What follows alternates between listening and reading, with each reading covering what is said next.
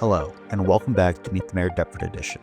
In this episode, we will go over topics such as immigration, Doge cuts, as well as differences in the federal and local governments. And I feel like this was an important discussion because of the current political climate that is happening in the United States with ICE rounding up people daily. It's important to hear from your local government officials on these topics, just as a way to get informed yourself on these things, as well as what they think about what's going on and what can be done. And without further ado, we'll just get right into it.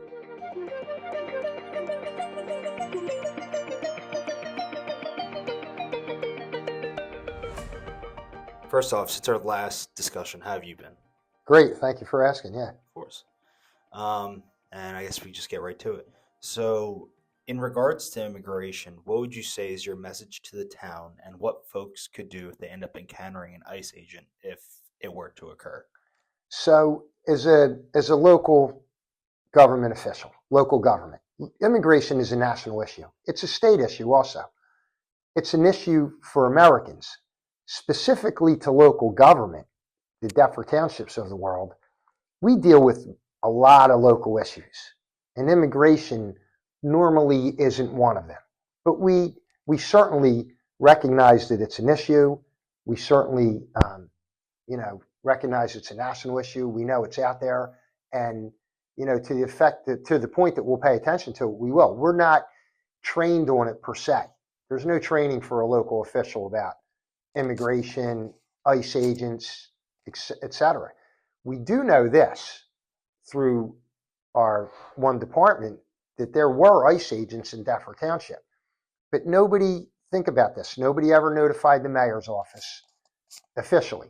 We've heard rumors just like everybody else, which that's a little disconcerting because, I would like to know what they're doing, what do you call it, who they're looking for, etc. Because at the end of the day, like I said, we're all Americans. To the point that, like I said, I'm repeating myself, it's not per se a local government issue, but I certainly am very aware of it, and I want to stay informed on it to the best that I can. Right, and I'm sure you've seen the stories in Philadelphia, I believe, where they had ICE agents come to the school and they were denied entry by school officials. And just to follow up on that first question, if an ICE agent were to come by a school in the district, I guess just in terms of hypotheticals, what would you recommend that they do? Or have you already told schools what to do in case that happens? I know that you have already said that, you really haven't, it hasn't really come up. Yes. But either way, I think it's a good thing for people to at least be aware Yes. of what they can do. And, there are things online that you can see that, help people sort of know what to do in those situations as well. Well, and here's another way to look at it too. Think about it. I mean, immigration has been a problem forever. And I wouldn't call it a problem. It's an issue. Right. That we deal with. I mean, America's made of immigrants. Everybody's heard that. Everybody knows it. Most of our families were immigrants. But now, all of a sudden, since the new administration came in, we're hearing about ICE agents coming to local towns. We're hearing all these rumors and stories. This is only 3 months into the year. It just got thrust upon us. So we've always knew it was an issue. And of course, we pay attention to state and federal issues, because we're elected officials. That's what we do. We pay attention. Right. So, but again, I'd like somebody to tell us, like, give us some training, give us a seminar, give us something. Don't just thrust it upon the American people and say, hey, all of a sudden these agents are going to show up and start raiding things. My school district, specifically, I don't know, and I have not heard that ICE agents have been there. I would hope that the school administration would contact us if that happened. And to tell you the truth, if they do contact us and it does happen, I'm just going to talk to them and we're going to figure it out from there, because we don't have a specific plan, and I'm not sure if anybody does.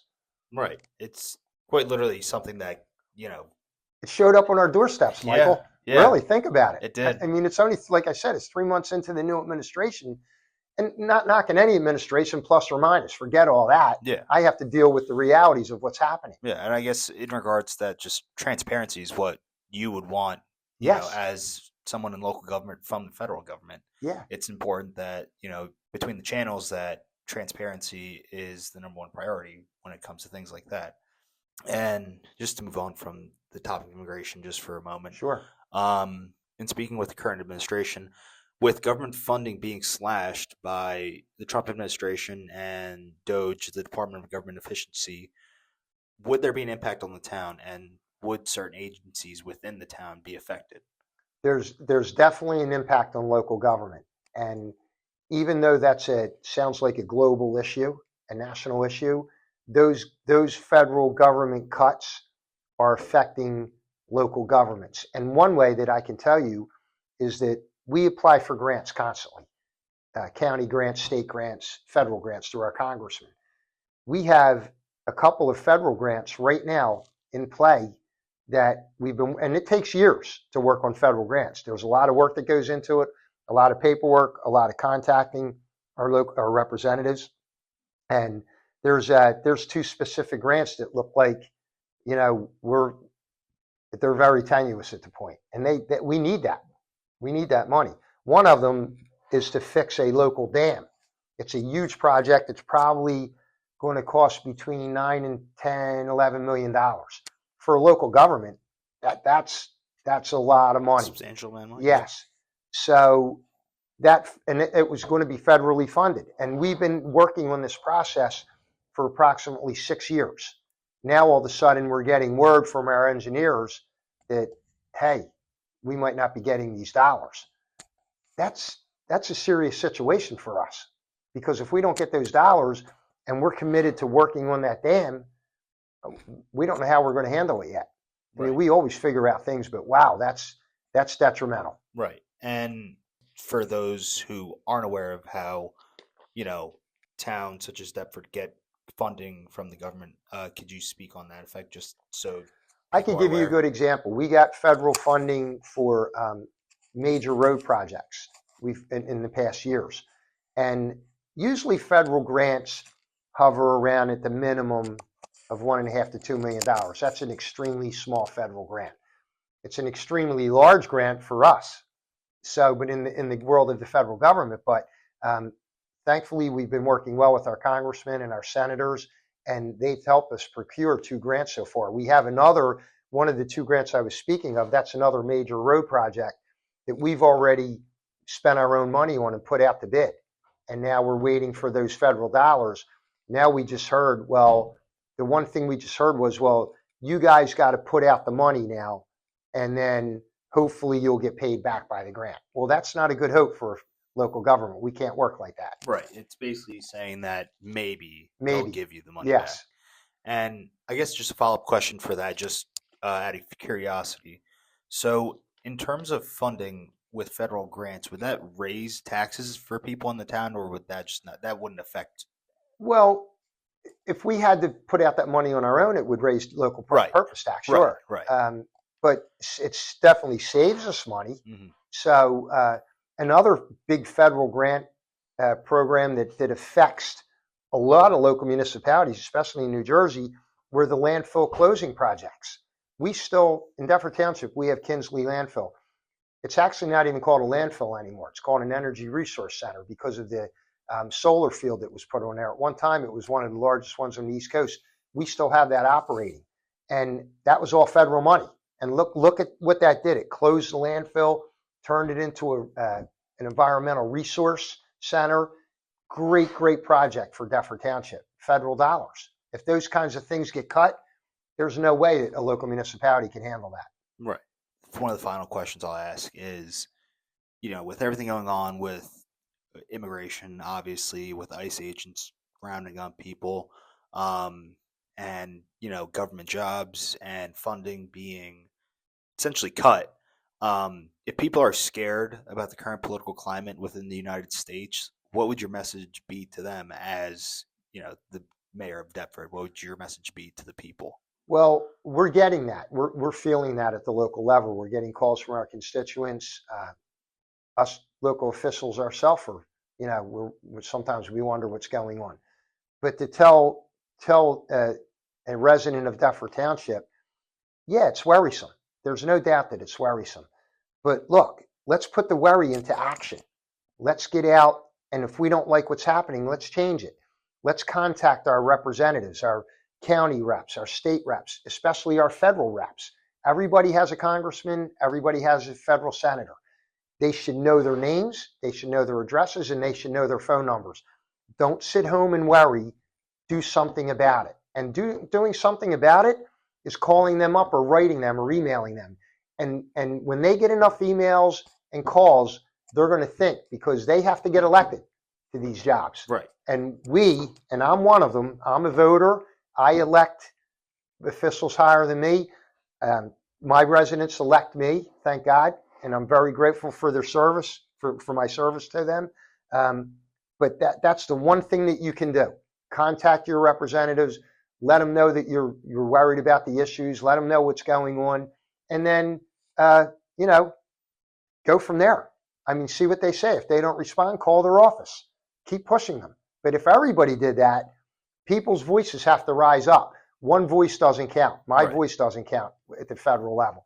But if my constituents and my residents help me, believe me, they're listening to us. Right. And it's important to note as well that midterm elections are next year, correct? Yeah. And look, Congress gets elected every 2 years. Federal senators are every 6 years. So especially your congressmen, they're constantly running for election. They have to pay attention. And as well they should. It's the people's house, Congress. Right. That's what it's for. I think it's also important to note as well that Governor Murphy is essentially done after this year. He's a lame duck, they call it. Yeah, he's done this year. Yeah. So, yeah. So, yeah. I don't want to drag on, but an interesting thing to me is the folks have to learn who their representatives are. Right. Know their names, know who they are. There's a difference. A lot of folks don't even know the difference between a state senator and a federal senator. Who's your assemblyman in the state of New Jersey? Who's your state senator in the state of New Jersey? What district are you in? What congressional district are you in? Like, there are all the things that we should all know, learn, and be able to have those phone numbers and emails right there. So I can say, hey, look, I'm worried about DOGE. I'm worried about ICE. I'm worried about all these issues. Right. And I think that's important to note as well, especially since I'm sure, especially with local towns, small towns such as Deptford, most people are aware of, who's running at the local government level.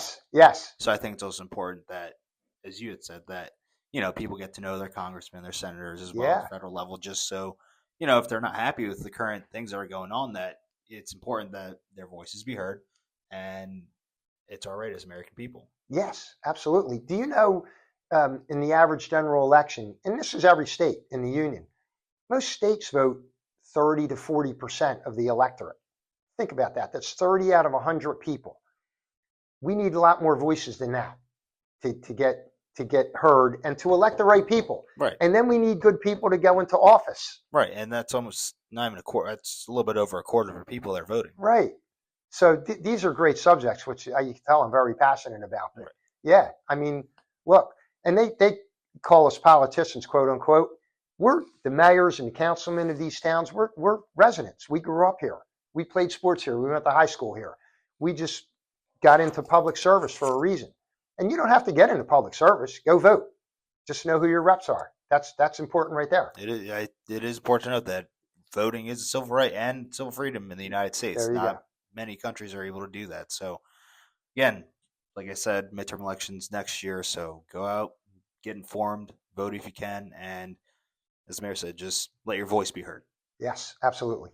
And with that, I think we're done with the second and final episode of Meet the Mayor Deptford Edition. I just want to thank Mayor Paul Medany again for, giving me his time and just letting me be able to, I guess, really hone my skills as a journalist, as well as ask questions that residents of Deptford might not have known or were more curious about. Yeah, thanks, Mike. They're great subjects. Thank you.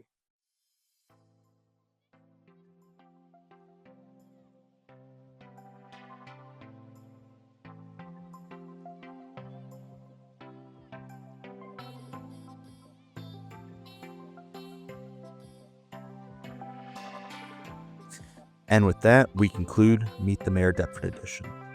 First off, I just want to thank Mayor Paul Medany for giving me his time, as well as giving me the opportunity to interview him on these topics. because I feel as if it's important to want to get to know your local government officials, as well as who they are as a person and how they view things that are happening in the world. I hope that it gives insight into residents of Deptford or whoever listens as to how these local municipalities operate, as well as just realizing that they are people at the end of the day. And whatever time you're listening to, whether it's the morning, night, afternoon, I just want to say good morning, good evening, and good night. And thank you for listening.